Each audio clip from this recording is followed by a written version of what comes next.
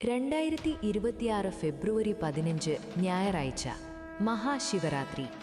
ദൃക് പഞ്ചാംഗമനുസരിച്ച് ചതുർദശി തിഥി വൈകുന്നേരം 5:04 ആരംഭിച്ച് അടുത്ത ദിവസം വൈകുന്നേരം 5:34 അവസാനിക്കുന്നു. മഹാശിവരാത്രിയുമായി ബന്ധപ്പെട്ട് 3 പ്രധാന ഐതിഹ്യങ്ങളാണുള്ളത്. ഈ ദിനത്തിലാണ് ശിവനും പാർവതിയും വിവാഹിതരായതെന്നാണ് അതിലൊന്നാമത്തെ വിശ്വാസം.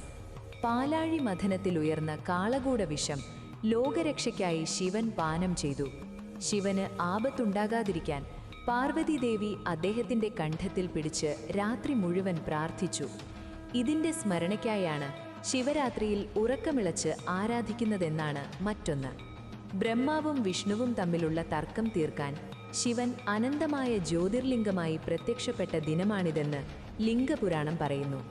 വ്രതം, പ്രാർത്ഥന, ധ്യാനം എന്നിവയിലൂടെ